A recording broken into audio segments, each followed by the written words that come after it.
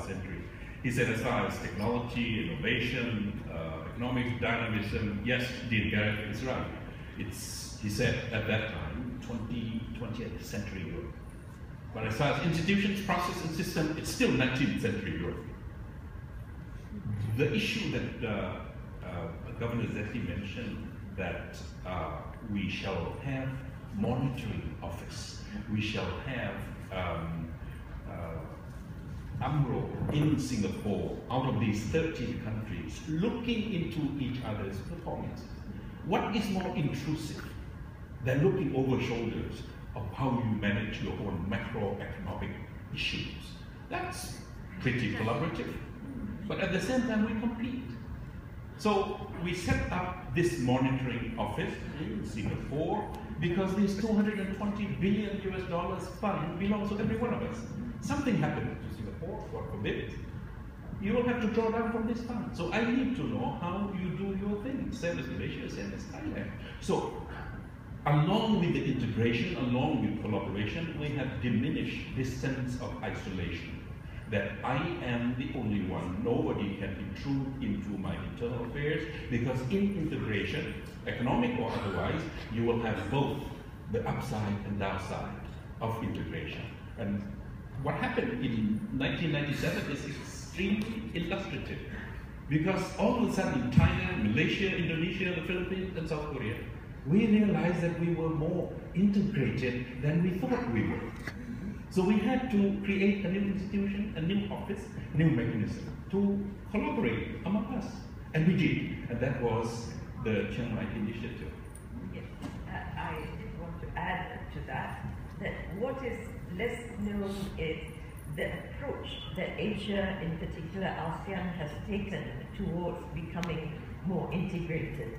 Of course, when we compare with Europe, it is all based on institutions, institutional arrangements that are quite rigid. Once you are part of the European Union, these are the arrangements. But for Asia, we have decided in the early 2000s that we're not going to pursue a single currency, for example, because we are too diverse and we don't have the conditions to make that a viable option. But we are pursuing economic integration, which means trade and investment amongst ourselves, and then financial integration as well.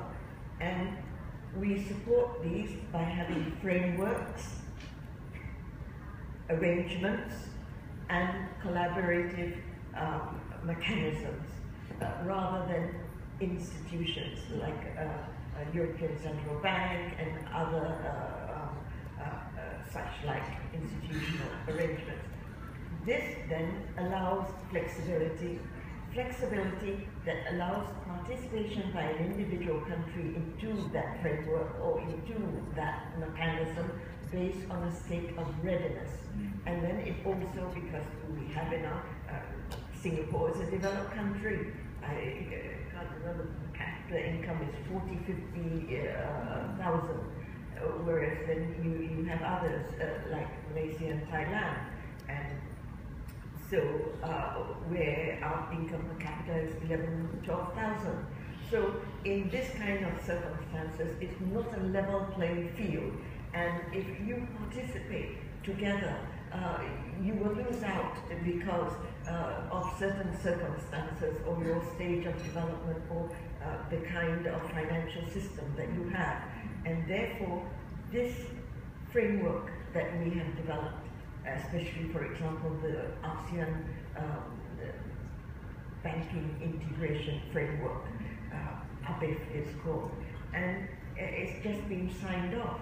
And it allows participation, flexibility of participation based on a state of readiness, and then it has reciprocity in it. That means if I give you this, then in return you should also reciprocate in the same way, and so on. And that is how we are progressing forward, rather than, and the fact that we don't have a single currency allows us to adjust the currency. Because in my view, there are three things that need to adjust when you have an imbalance.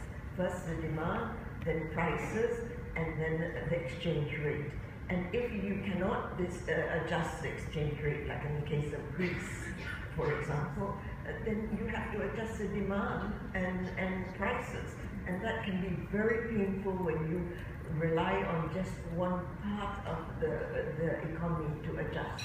So the fact that in Asia we have flexible exchange rate regimes now is another means by which we have the flexibility to adjust.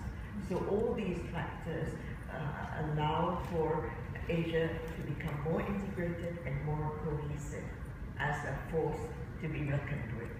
But Simon, AEC, ASEAN Economic Community, has this inherent combination